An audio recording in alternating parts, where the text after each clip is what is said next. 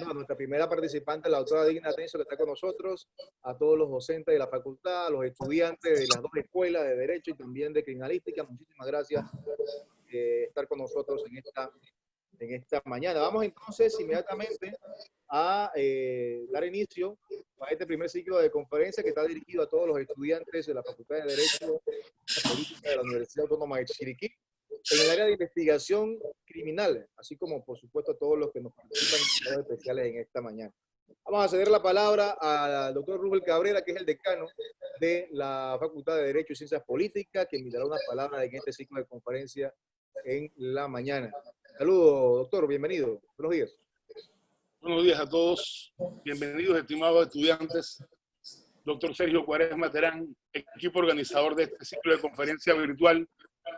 Estimados docentes y todos los que en este día acompañan a la Facultad de Derecho de la Universidad Autónoma de Chiriquí, en este proyecto de ciclo de conferencia dirigido a nuestros estudiantes, que hoy damos inicio en la Escuela de Investigación Criminal. Agradezco infinitamente a los estudiantes que con gran interés están hoy aquí participando de la convocatoria que hemos hecho para ustedes.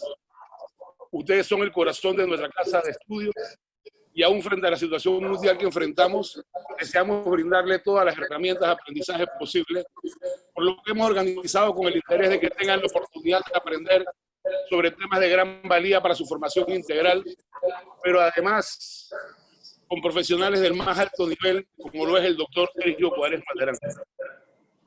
Estamos infinitamente agradecidos con el invaluable apoyo de todos los profesionales de diversas ramas del derecho y de la investigación criminal, quienes por amor a la academia y por lazos de amistad que nos unen, han accedido a apoyarnos, a regalarnos no solo su tiempo, sino además su conocimiento de forma desprendida. Esperamos que pronto llegue el momento de poder invitarles a nuestras aulas de forma presencial.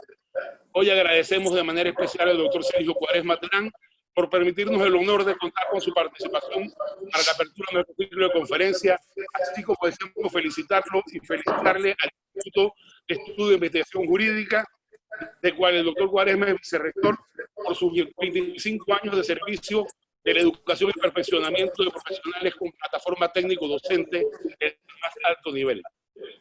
Gracias al equipo organizador por el arduo trabajo que han venido realizando, que continuará durante todo el semestre, los días miércoles a las 6 de la tarde y sábado a las 10 de la mañana. Sin más, solamente me queda invitarles a que aprovechen esta oportunidad de aprendizaje con la conciencia de que aprender es el arte que se cultiva para toda la vida. Gracias y sean todos bienvenidos. Gracias, doctor Cuaresma, por apoyarnos. Gracias a la rectora Estelvina Medianero de Bonaga por confiar en nosotros. Y gracias a todos los estudiantes, docentes y profesionales del derecho y de la investigación criminal que hoy nos acompañan. Muchas gracias. Bien, muchísimas gracias entonces al doctor Rubén Cabrera, decano de la Facultad de Derecho y Ciencias Políticas, por esas palabras y bienvenida entonces a todos los presentes en esta importante conferencia. Atención a todos los participantes, la dinámica en este ciclo de conferencia virtual será la siguiente. Durante la exposición del conferencista, estarán sus inquietudes en el chat. Y una vez culminada la participación del mismo, se dará lectura y estará respondiendo entonces a las inquietudes que ustedes tengan a bien presentarles a nuestro expositor, que vamos a iniciar inmediatamente con él. Vamos a conocer un poco de su hoja de vida. Ex magistrado de la Corte Suprema de Justicia de la República de Nicaragua, vicerrector, profesor e investigador de Derecho Penal del Instituto de Estudio de Investigación Jurídica en la República de Nicaragua, miembro de la Red Iberoamericana de Política Criminal. También es miembro del Comité Permanente de América Latina para la Prevención del Delito, experto del Instituto Latinoamericano de Naciones Unidas para la Prevención del Delito y Tratamiento del Delincuente en Costa Rica, profesor invitado a partir de conferencias y estancias de investigación en universidades e institutos en Alemania, Argentina, Brasil, Chile, Costa Rica, El Salvador, Guatemala, Honduras, Italia, Japón, México, Perú, Suiza y Panamá. Facilitador de información de la transición del sistema inquisitivo al sistema penal acusatorio y fue declarado visitante ilustre de la alcaldía en la ciudad de Panamá, además de otros reconocimientos internacionales. Vamos a ceder entonces en esta oportunidad y darle la más cordial de la bienvenida que forma en estos momentos en la Universidad Autónoma de Chiriquí al doctor Sergio Cuaresma Terán. Bienvenido, doctor. Adelante, buenos días. Buenos días, muchas gracias por tu amable presentación. En primer lugar, permíteme agradecer al señor decano Roosevelt Cabrera Caballero por la amable invitación para participar en este ciclo de conferencia que en buena medida ha iniciado también con la presentación de la profesora y magíster Digna Atencio Bonilla, con una magistral ponencia referida a la extradición en la legislación panameña. Agradecer también a mi querido decano Cabrera Caballero por el voto de confianza y la apertura para la suscripción de un convenio de colaboración académica y científica que entre ambas instituciones estamos suscribiendo con visión de mediano y largo plazo, con el ánimo de fortalecer la academia y la ciencia jurídica, y felicitarle por este hermoso trabajo en el marco de una prestigiosa universidad como es la Universidad Autónoma de Chiriquí. También permítanme agradecer al equipo de trabajo, al profesor Teófilo Moreno, a la profesora Lilibet Casasola y a Vanessa Jacqueline Pitti por las finezas y las atenciones para que este ciclo de conferencia fuera posible. Mis queridos amigos docentes de ambas facultades y a nuestros queridos estudiantes que son la parte neurálgica de toda facultad y también de toda universidad. Permítanme además también saludar a todas las amigas y amigos que están presentes en esta sesión y especialmente a Blanca Páez. Un saludo y un abrazo muy fuerte. En los próximos minutos, que trataré de ser breve para poder compartir con ustedes sus reflexiones y consideraciones, vamos a conversar sobre la fase de investigación criminal en el proceso penal. Y voy a orientarla el desarrollo de la presentación a los estudiantes tanto del ámbito del derecho y las ciencias políticas como de la investigación criminal, tomando en cuenta que posteriormente vienen un par de conferencias en los próximos días por dos médicos en el área de las ciencias forenses y criminalísticas del Instituto de Estudio e Investigación Jurídica, donde van a ver a profundidad sobre todo el servicio de la ciencia forense y criminalística al servicio de la justicia. Dicho esto, permítanme comenzar de la siguiente manera. El proceso de reforma que se desarrolló en América Latina estaba orientada fundamentalmente en la transición de un modelo procesal inquisitorial a un modelo procesal de carácter acusatorio. Para nadie es un secreto.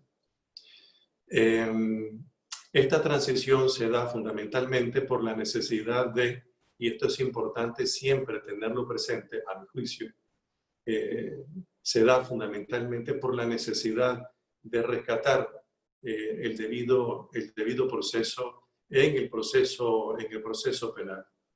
En el modelo procesal acusatorio y inquisitorial, como todos recordaremos, el reconocimiento y respeto de los derechos fundamentales de las personas y además también el equilibrio entre el victimario y la víctima no estaba garantizado.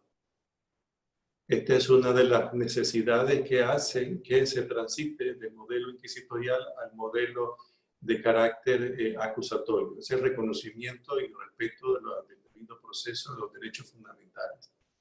Tenemos entonces que a partir de 1990 se inicia este proceso de reforma orientado fundamentalmente a la transición de un modelo procesal hacia otro.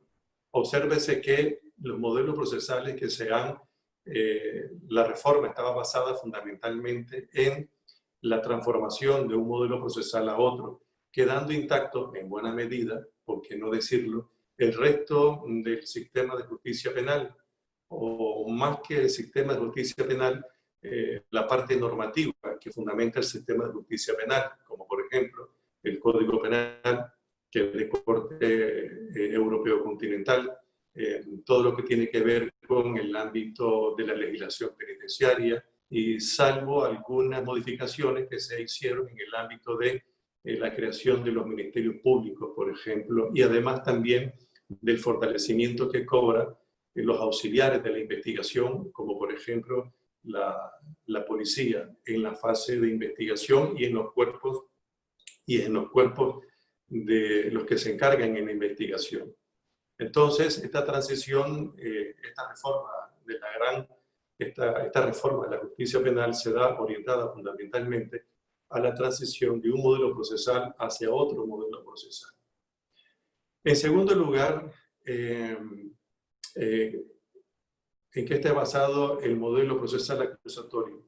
Los ingleses son bastante claros al hacer referencia que el modelo procesal acusatorio se basa fundamentalmente en dos requisitos, que es producto precisamente del respeto al debido proceso. Y es en un juicio, en la igualdad de las partes y en un juicio limpio. Cuando hablamos de la igualdad de las partes, es precisamente de la posibilidad de que las partes en el proceso penal tengan las mismas posibilidades del conocimiento del hecho, la preparación de la teoría del caso y la defensa, por supuesto, de sus diferentes hipótesis en el juicio oral y público. Y por otra parte, se requiere de un juez imparcial. Para que tengamos un juez imparcial, además se necesita de otro presupuesto, y es un juez independiente. Un juez independiente de factores externos y de factores internos, que además sea imparcial frente a los hechos y a la hora de tomar una decisión, esta imparcialidad derive o produzca una resolución justa y por lo tanto transparente, democrática, respetuosa del debido proceso y de la dignidad de las partes. Tenemos entonces en un segundo lugar esos dos grandes requisitos que implican un proceso penal basado en el sistema acusatorio. Igualdad de las partes e imparcialidad del juez. Es muy importante tener siempre presente la igualdad de las partes por algunas consideraciones que voy a plantear. En tercer lugar, quiero hacer referencia a la estructura del proceso penal. Y estoy tratando de orientarme, si me permite mi colega, fundamentalmente a los estudiantes de la Facultad de Derecho y la investigación criminal. Aquí tenemos un proceso ahora bastante bien estructurado. Un proceso que se estructura en 5 fases. La primera fase, la fase preliminar. La segunda fase, la fase intermedia. Luego viene la fase del juicio oral y público. Luego viene la fase de los recursos. Y posteriormente la fase de la ejecución de la sentencia. En la primera fase, que es la fase preliminar, es donde se desarrolla todo lo que tiene que ver con la investigación. En la fase intermedia es el control de esa investigación que en buena medida forma un caso penal, que es lo que todos conocemos como un caso penal. Posteriormente, el juicio oral y público, donde, con base a una serie de principios procedimentales, se va a desarrollar esa propuesta de hipótesis tanto del fiscal como de la defensa, o también del creyente. Y por último, y en penúltimo, tenemos los recursos, que son los controles que implican los resultados del fallo o el veredicto, según sea tribunales colegiados o ya sean jurados. Y por último, la sentencia ejecutoria, que implica la aparición de un juez especializado como el juez de cumplimiento, que tiene que ver con todo aquello de la ejecución de la sentencia. Cómo aplicar la sentencia. Y en esto solamente advertir algo que es muy importante. Antes nosotros teníamos el concepto del principio de legalidad como no hay crimen, no hay delito sin previa ley. No obstante, este concepto del principio de legalidad, que sigue estando vigente, por supuesto, en el ámbito de la garantía de ejecución, cobra una mayor relevancia, porque este principio de legalidad se va a extender en el tiempo y en el espacio de la ejecución de la sentencia. Es decir, el Estado, a través del órgano judicial, poniendo su confianza en un juez especializado, como es el juez de cumplimiento en el caso de Panamá, o jueces de ejecución o vigilancia en otras realidades, tendrá a cargo cuidar, acompañar cómo va a ser la vida de esa persona dentro de los centros penitenciarios mientras se desarrolla el cumplimiento de la ejecución de esa sentencia. Y ahí tiene que ver con todo lo que tiene que ver con el reconocimiento y los derechos humanos de las personas privadas de libertad, en el caso de las medidas privativas de libertad. No olvidemos que las personas condenadas a pena de prisión solamente pierden básicamente un solo derecho, que es el derecho fundamentalmente de la libertad individual. El resto de los derechos, partiendo de la dignidad, quedan totalmente vigentes y por lo tanto el juez de cumplimiento tiene que velar por el respeto y reconocimiento de esa dignidad en el tiempo y en el espacio del cumplimiento de esa sentencia ejecutoria. Y una de las pioneras nos está acompañando, nos hace el honor de acompañarnos, es la profesora Blanca Páez. Entonces tenemos un proceso penal estructurado. Ahora bien, antes de entrar a la primera etapa, que es la que tenemos que desarrollar en los próximos minutos, quisiera advertir lo siguiente. Uno debe de preguntarse cuándo inicia y cuándo finaliza el proceso. Esto, a mi juicio, es muy importante, porque despeja cualquier clase de duda y, por lo tanto, también despeja cuál es el rol y el papel de cada una de las partes, incluyendo, en este caso, en la fase de investigación criminal, las partes involucradas, sobre todo las instituciones o los profesionales que se dedican a esta fase. Normalmente siempre se ha determinado que el proceso penal inicia a partir de la acusación y finalizaba con el fallo o el veredicto, ya sea de un juez o el veredicto de un jurado. Sin embargo, este concepto de proceso, que era un concepto restrictivo, muy limitado, dejaba por fuera una cantidad de derechos fundamentales de las personas involucradas en el proceso penal.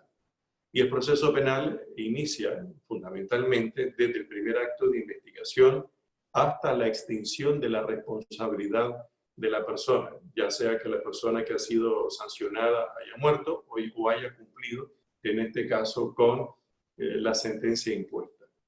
Normalmente se hacía referencia a que el proceso iniciaba con la acusación porque se comprendía que la etapa de investigación no es una etapa procesal. No es una etapa procesal y por lo tanto se le dejaba la investigación por fuera. Y por eso, y en buena medida, podemos comprender que la mayor parte de nuestras constituciones políticas en América Latina y la mayor parte de nuestros códigos procesales, aún vigentes, hacen referencia a que la persona investigada tiene derecho a ser asistido o asesorado. No dice defendido, porque se pensaba que el proceso penal iniciaba a partir de la acusación y a partir de la acusación implicaba el reconocimiento del derecho a la defensa y a una defensa técnica para poder respetar los derechos fundamentales de las personas. Sin embargo, dejar por fuera la fase de investigación del proceso penal era y sigue siendo una trampa mortal para el reconocimiento y respeto de un juicio limpio que implica la igualdad de las partes. Por lo tanto, se vino construyendo por la doctrina más autorizada el planteamiento de que el proceso inicia a partir del primer acto de investigación. Y aquí quisiera llamar la atención sobre lo siguiente. El primer acto de investigación no es el que el juez en la audiencia de imputación autoriza al fiscal a investigar, sino que el primer acto de investigación es el primer acto que materialmente el fiscal comienza a realizar antes de ir a la audiencia de imputación. Cuando el fiscal va donde el juez y le pide autorización para investigar sobre la base de ciertos indicios que ha encontrado porque ha realizado ciertas pesquisas, él ya inició actos de investigación. Y hay que tener mucho cuidado en estas matizaciones. De tal manera que el proceso penal es parte del proceso penal, la fase de investigación es parte del proceso penal por una sencilla razón. En la fase de investigación es donde se comienza a formular el caso penal. En la fase de investigación es cuando se comienza a organizar y estructurar sobre la base de las evidencias un posible caso penal. Es cierto que la fase de investigación no es parte de una fase procesal, pero sí materialmente fundamenta el inicio del proceso penal a través de la acusación que previamente ha sido construida sobre la base de una investigación. Y eso hace que la fase de investigación sea ineludiblemente parte sustantiva del proceso penal. ¿Qué quiero decir con esto? Quiero decir con esto que, y esto es muy importante para las personas que están orientando sus estudios a la investigación criminal, que en la fase de investigación criminal, al ser tomada como parte del proceso o como inicio del proceso penal, exige e implica muchas responsabilidades. Muchas responsabilidades que, por cierto, fueron la base o la fundamentación para la transformación de la justicia penal orientada fundamentalmente a la aparición de un nuevo modelo procesal acusatorio. Cuando se inicia una investigación, cuando el fiscal decide comenzar la investigación, a partir de ese momento se está iniciando la fase preliminar, que es la primera fase del proceso penal. Repito, podría comprenderse que es una etapa extraprocesal, fuera del proceso. Formalmente lo es, pero materialmente es la que fundamenta el inicio del proceso penal. Por lo tanto, es asumida como parte del proceso penal. Y cuando es asumida por el proceso penal, y aquí viene, a mi juicio, salvo mejor criterio, lo más importante, cuando es asumida como parte del proceso penal, como su fase inicial, a partir de ese momento se comienzan a activar todos los principios que fundamentan el debido proceso. No es lo mismo, nombrarle a una persona cuando es acusada un defensor que, para garantizar la igualdad de las partes, nombrarle un defensor, ya sea público, ya sea privado, desde el primer acto de investigación orientado a respetar la igualdad de las partes. No sé si me explico. Si nosotros comprendemos la fase de investigación como parte sustantiva del inicio del proceso penal, a partir de ese momento, nosotros comenzamos a activar, a desplegar, a desarrollar, a respetar, a reconocer todos los derechos fundamentales de la pareja penal. Esa pareja penal, llamada así por el profesor rumano Mendelssohn, que no es otra que el victimario y la víctima. Estamos hablando del debido proceso para ambas partes, a partir del proceso penal. De tal forma que la investigación, y aquí viene una parte que quisiera transmitirle a las personas que están formándose en la investigación criminal, es mi propuesta, sin perjuicio que cada quien tenga su propio criterio, en la medida en que en la fase criminal se reconozcan y se respeten todos los derechos fundamentales de las personas, de la misma manera que se reconocen y se respetan a partir de la acusación, en esa medida la fase de investigación tendrá legitimidad. Cuando digo legitimidad, implica fundamentalmente la aceptación y el reconocimiento de esa investigación que da parte o produce un caso penal como producto de un proceso transparente y democrático, respetándose las reglas de juego en esa fase. Cuando no lo hacemos de esa manera, cuando desconocemos los derechos fundamentales de las personas en la fase de investigación, partiendo de que la fase de investigación no es parte del proceso, la fase de investigación se vuelve altamente sospechosa. Sospechosa en no reconocer los derechos de las personas, sospechosa respecto a si las evidencias fueron recolectadas o no en la fase de investigación. Sospechosa siempre estará bajo sospecha y no será una investigación democrática. ¿Eso qué implica? Implica, entre otras cosas, la presencia de alguien que normalmente no está en la fase de investigación, y es el defensor.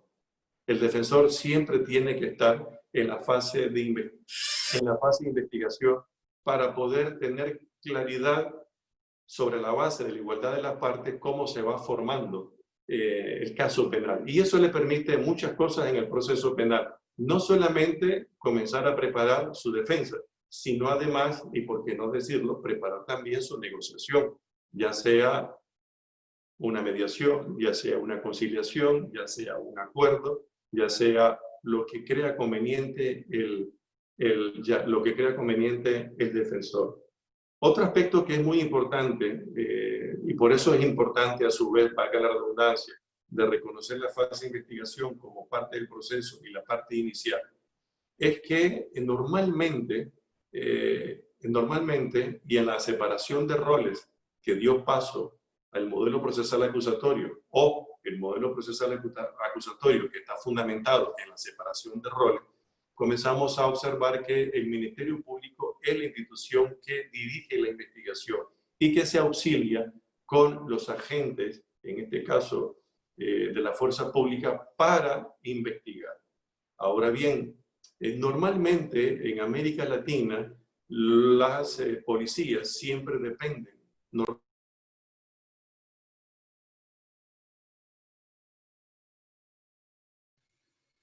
Profesor Cuaresma, no le estamos escuchando. El audio, doctor, está cerrado. Para ver si lo puede abrir, por favor. Ahora sí, estamos bien. ¿Se me escuchó a lo largo de todos estos minutos o no se escuchó nada? Fueron cortos segundos que no le escuchamos. Sí, sí se escuchó, doctor, nada más que las últimas palabras nada más. Bien, perfecto. Entonces les decía que es muy importante, en América Latina la policía normalmente depende del Poder Ejecutivo. Y para evitar siempre las sospechas de una investigación no transparente, por eso es muy importante reconocer que la investigación es parte del proceso. Y como es parte del proceso, a partir de ese momento se activan democráticamente todos los principios y derechos que tiene, tanto el victimario como la víctima en este caso. ¿Por qué hablo de la policía que depende del Poder Ejecutivo? Me refiero a América Latina en términos generales, sin entrar en detalle de ningún país. Porque obsérvese que hay un fenómeno interesante. Hago referencia a esto y orientado, si me lo permiten mis colegas, a los que estudian investigación criminal, porque aquí hay una especie de tensión entre los poderes del Estado. Obsérvese bien. Por una parte tenemos la fase de investigación que en buena medida está controlada en algunos casos por el Poder Ejecutivo a través de la policía. Y por otra parte tenemos la judicialización del caso penal que está en manos del Poder Judicial. Esa es una tensión que se produce. Por eso, sabiamente, los legisladores, y en el caso legislador de Panamá no fue menos sabios, todo lo contrario, comenzaron a establecer que la fase de investigación es parte del proceso. ¿Por qué se reconoce que es parte del proceso? Porque a partir de ahí, todo lo que tiene que ver el ámbito judicial la atrapa. Y de esa manera, el Poder Judicial, a través de los jueces de garantía, respetan los derechos fundamentales de la víctima y del victimario. Si eso no fuera así, si dejamos la etapa de investigación exclusivamente fuera del proceso penal, dependiendo de las instituciones del Poder Ejecutivo, se generarían 4 fenómenos interesantes. En primer lugar, la policía va a investigar cuando quiere investigar. En segundo lugar, la policía podrá investigar bien, la policía podrá investigar mal y el caso penal se cae, o la policía planta un caso. Estoy hablando en términos generales, no estoy refiriéndome a ningún ejemplo concreto. Entonces, la doctrina y las investigaciones han venido observando este dato y por lo tanto es muy importante que la fase de investigación entre al proceso, porque de esa manera el juez va a tener control de esa fase desde el inicio. Y como el juez no puede estar presente, debiendo estarlo, no para investigar, sino para controlar los actos de investigación, pero como no tiene tiempo y su agenda es muy apretada, el control democrático de la fase de investigación no solamente se hace a través de un fiscal profesional, sino que se hace a través también de la presencia de la defensa.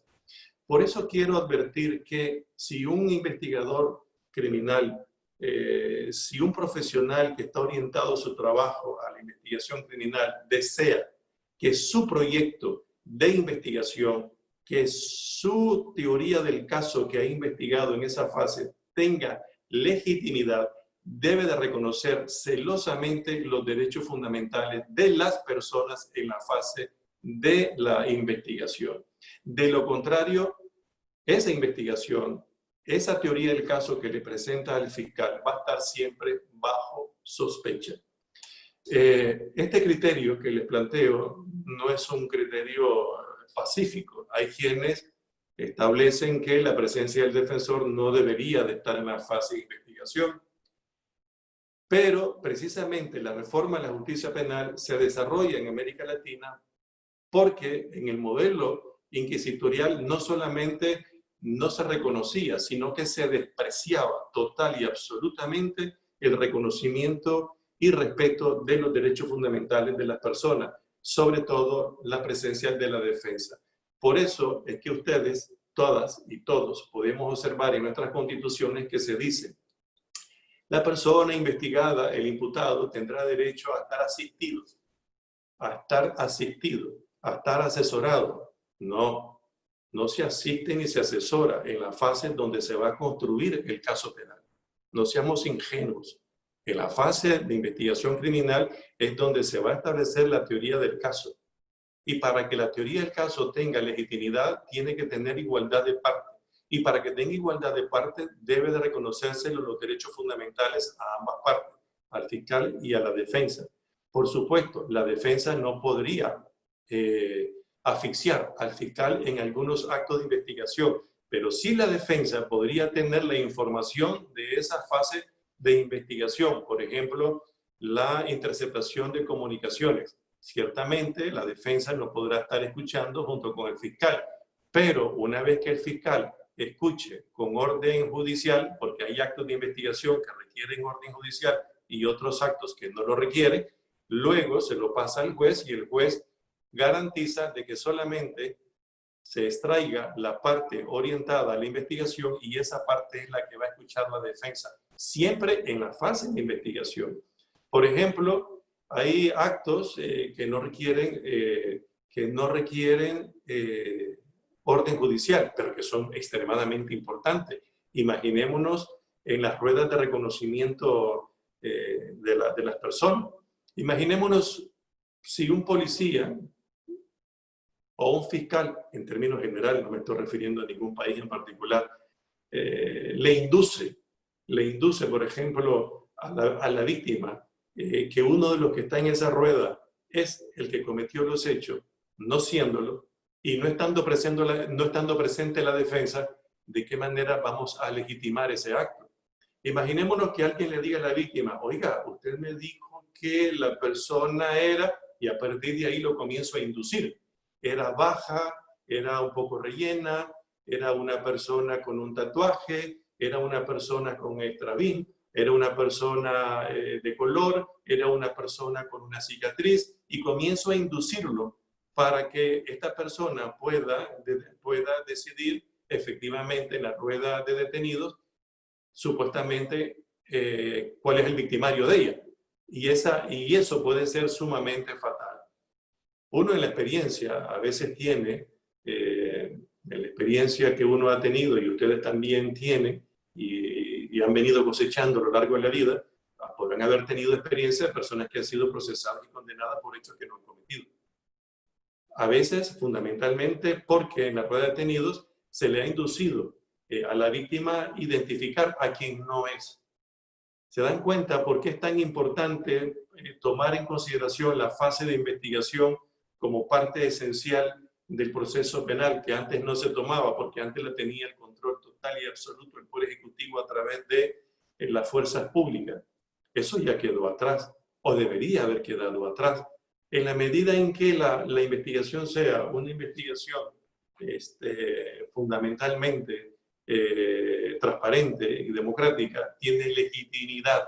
Y cuando hay legitimidad en esa sociedad hay seguridad. Y si hay seguridad en esa sociedad hay tranquilidad psicológica para vivir, para invertir, para desarrollarse como persona y para crecer económicamente. Una sociedad que no garantiza transparencia en la fase de investigación a través de sus instituciones es una sociedad que no tiene los principios básicos y fundamentales de un Estado de Derecho.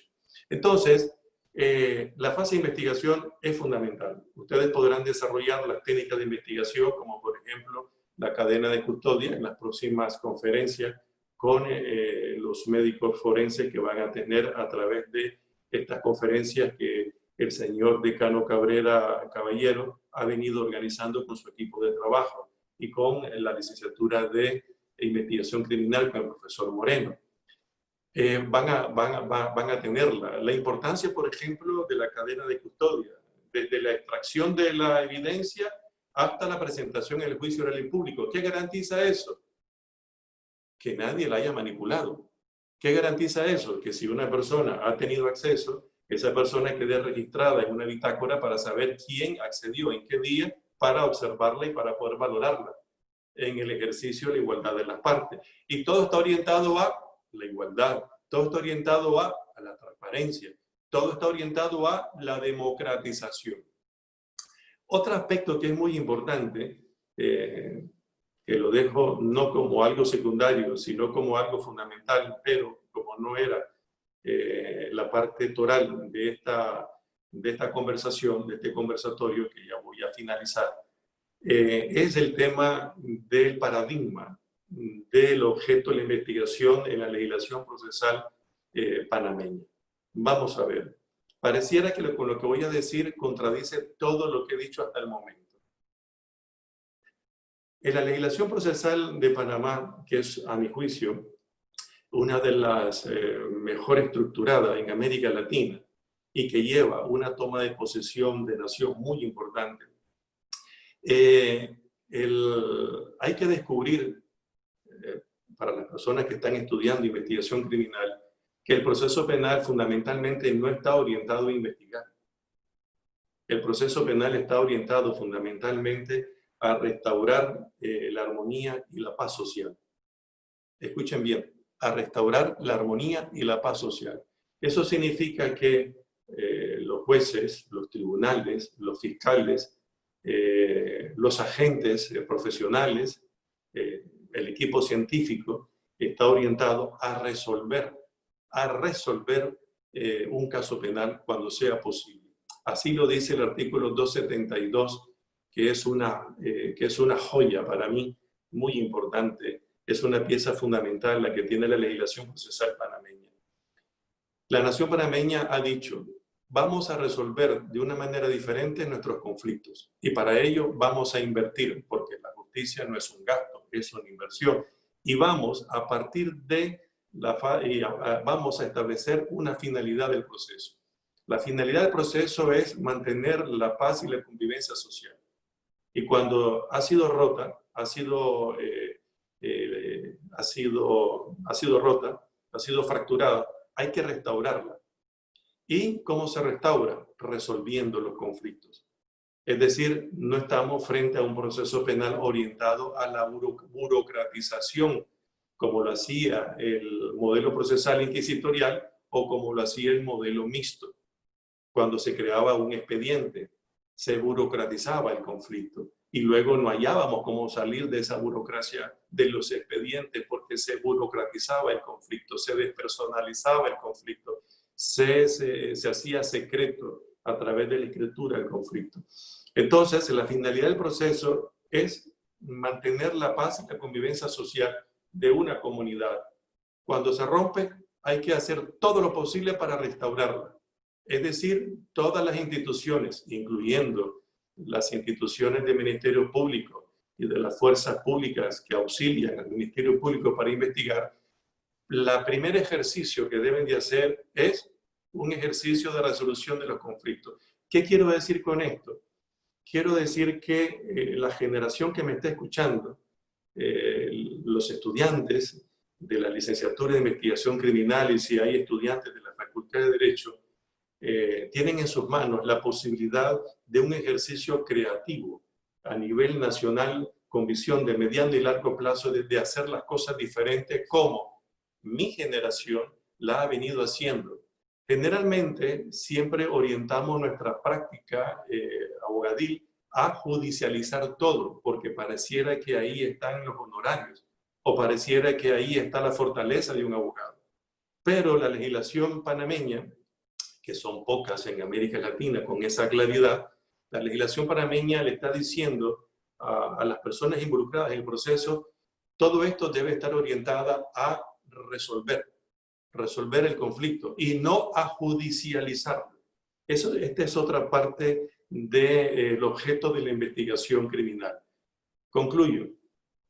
Cuando hablamos de la fase de investigación en el proceso penal, estamos hablando de la fase preliminar, donde se construye la teoría del caso.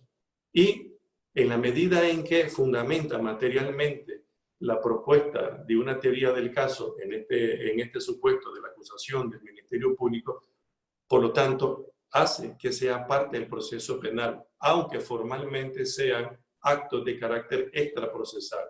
Pero por su naturaleza y por su fundamentación material para el inicio de la judicialización de los hechos, implica fundamentalmente la primera parte del proceso penal.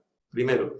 En segundo lugar, para que la fase de investigación goce de legitimidad, es decir, para que goce de aceptación en el sentido que fue hecha sobre la base de los estándares de los convenios internacionales, de la constitución política y de las legislaciones secundarias, tiene que ser una fase de investigación respetuosa de los derechos fundamentales de las personas. Generalmente los seres humanos, cuando tenemos una parcela de poder, perdónenme la expresión coloquial, nos volvemos locos, nos altera. La fase de investigación tiene un gran poder para las personas que participan en ella. En la medida en que esa fase de investigación, por ejemplo, beneficie aún a la persona investigada sobre la base del principio de objetividad, pues también hay que favorecerlo. Por eso es muy importante en esta fase de investigación que los profesionales que intervengan en ella deben de ser no solamente respetuosos del debido proceso de ambas partes, victimario y víctima, sino que además también deben de permitir la igualdad de parte a partir de esta fase, que es la presencia del defensor, porque de esa manera podemos legitimar, no justificar, sino legitimar que esa fase de investigación ha sido con base o ha sido practicada con base a los principios estándares de los convenios internacionales, como los convenios sobre derechos humanos, la constitución política y toda la legislación de nuestros países. Y, por otra parte, no olvidar que fundamentalmente la legislación procesal panameña está orientada no a judicializar los casos, está orientada a resolverlos. Y con esto finalizo diciendo, ¿por qué está orientada a resolverlos? ¿Por qué tanta preocupación para resolver los conflictos? Vamos a ver. Los tiempos que corren en el mundo y en América Latina son muy complejos y son muy delicados. Esa fase es la que nos tocó vivir. Para los estudiantes de licenciatura, esta es la época histórica que te ha tocado vivir. La época histórica que te ha tocado vivir es una fase global donde los países de América Latina, los estados, han perdido poder local. Y en la medida en que están perdiendo poder local, en esa medida nuestros países no tienen la posibilidad de construir en buena medida sus estructuras de valores para poder crear sus propios sistemas políticos y económicos. Porque dependemos, querramos o no, de grandes redes internacionales, fuerzas internacionales supranacionales, y que están orientadas fundamentalmente a la transnacionalización y a la acumulación del capital. Y eso hace que América Latina, en las manos del 1% o del 2% en América Latina, esté concentrado el capital. ¿Eso qué implica? Eso implica grandes tensiones sociales en América Latina, porque no hay distribución de la riqueza, sino que hay concentración de la riqueza. A cuanta más concentración, más desigualdad, más concentración del capital, más conflicto. Y ustedes lo pueden ver. No hay que ser expertos para poder llegar a una conclusión preliminar. Ustedes le echan un vistazo a sus estadísticas del 100% de los delitos denunciados en los aparatos institucionales del Estado y se darán cuenta fácilmente que el 75 al 80% de los conflictos denunciados son delitos contra la propiedad. Y en una sociedad donde hayan delitos contra la propiedad, como en mi sociedad, que ha subido al 70 frente a 100.000 habitantes, por ejemplo, en los últimos meses, en relación a los 100.000 habitantes, el 70%, es decir, es una situación muy compleja. Hay países en América Latina que tienen ese mismo fenómeno. ¿Y a causa de qué es? A causa de la falta de ingresos. ¿A qué se debe? A la falta de la distribución de la riqueza. Entonces, como esa falta de distribución de la riqueza te genera tensiones y te genera grandes problemas sociales, y como no todos esos problemas pueden ser judicializados porque no tenemos la capacidad de que todos esos casos pasen por el cuello de la justicia, pues entonces se le permite a las personas resolver sus conflictos medianamente, que es lo que se denomina la privatización de la justicia, porque las resoluciones son horizontales, no son verticales propias del derecho público. Ese es el tiempo, esa es la época histórica en la que hemos nacido, en la que estamos viviendo, en la que estamos desarrollando. ¿Qué implica eso? Implica dos cosas. Primero, cuando tú vas a judicializar un hecho y lo vas a investigar, investígalo respetuosamente. Y en la medida en que puedas resolverlo sin necesidad de ir a la judicialización, hazlo. Porque de esa manera vas a fortalecer y a cohesionar el tejido social y, por lo tanto, su convivencia y su paz social.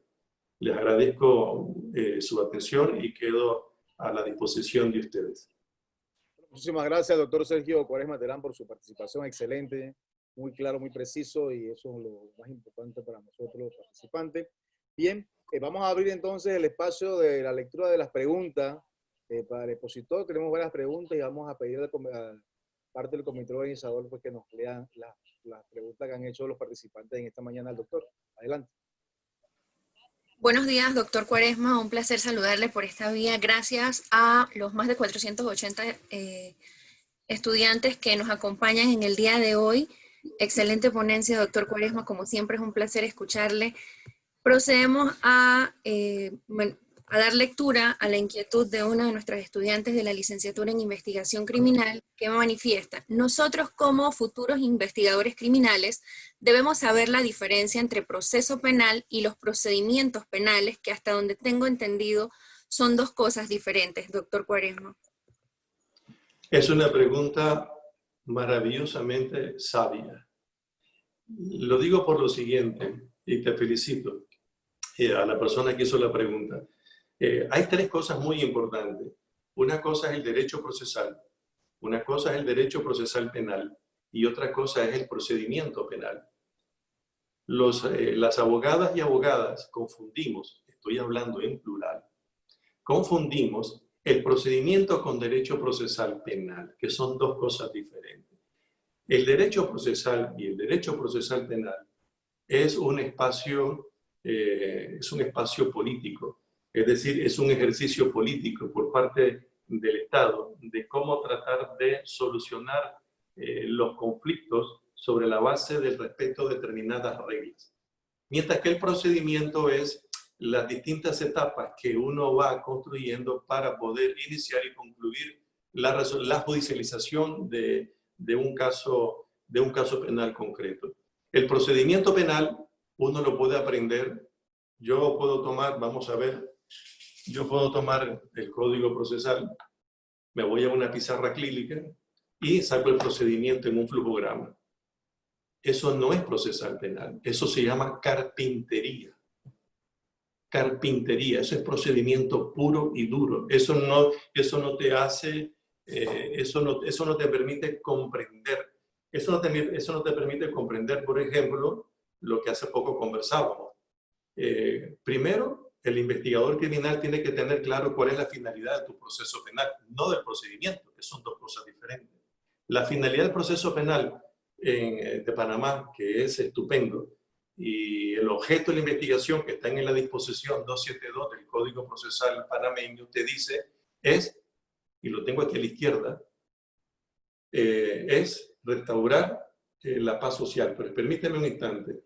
Dice, objeto de la investigación. La fase de investigación tiene por objeto procurar la resolución del conflicto si ello resulta posible. Eso no es procedimiento, esa es una toma de decisión política de una nación, que nada tiene que ver con un procedimiento. De tal manera que la investigación está orientada a dos cosas, a resolver. Y si no puedes resolver, tienes que investigar para construir un caso penal y judicializarlo. Y aún judicializándolo, el juez y el fiscal tienen la obligación de procurar constantemente a la resolución del conflicto en cualquier etapa del procedimiento. ¿Por qué está orientada a la solución del conflicto? Una propuesta de interpretación es la que te decía con anterioridad.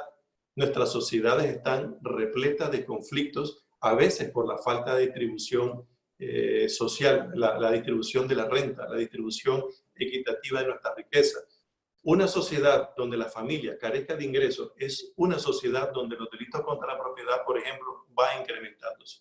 Entonces, el proceso penal reconoce en el fondo esos factores criminógenos de la comunidad y permite en buena medida que las personas podamos solucionar los conflictos cara a cara y así fortalecer el tejido social. Pero la pregunta que haces tú es fundamental. Derecho procesal penal y procedimiento. Son tres cosas totalmente diferentes, sobre todo el procedimiento. Muy bien, seguimos con más preguntas. Correcto.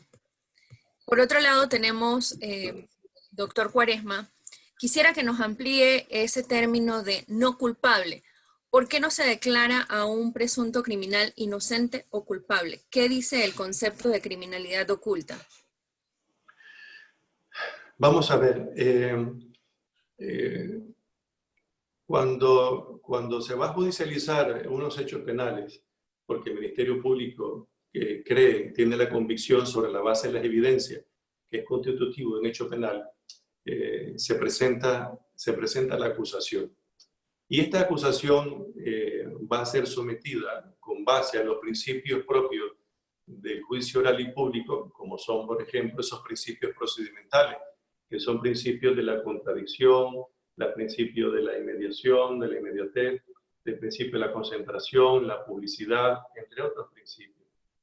En ese debate entre las partes, fiscal y defensa, es el debate que implica la teoría del caso de uno y otro, se va a determinar si la persona ha realizado o no ha realizado los hechos, pero sobre la base de un principio muy importante, que es más allá de una duda razonable. Antes de continuar, quiero recordar lo siguiente. En la reforma de la justicia penal de América Latina, lo que se reformó fundamentalmente fue la legislación procesal. Y esta legislación procesal tiene su marca de factura, es decir, tiene su origen en el modelo procesal anglo-norteamericano, que es radicalmente diferente al modelo inquisitorial. En el modelo procesal anglo-norteamericano, es decir, en el modelo adversarial o en el modelo de carácter acusatorio, los principios son en buena medida más exigentes. Y para condenar a una persona, es decir, para declarar culpable, es decir, que la persona ha realizado los hechos que suponen la teoría del caso del fiscal, debe ser encontrada culpable más allá de una duda razonable. Por eso hablamos de culpabilidad y no culpabilidad, porque no se trata tanto como pervive y está viva la presunción de inocencia. Lo que se va a establecer es fundamentalmente si la persona ha realizado los hechos o no los ha realizado. Si los ha realizado fuera del amparo de una causa de justificación, son personas culpables.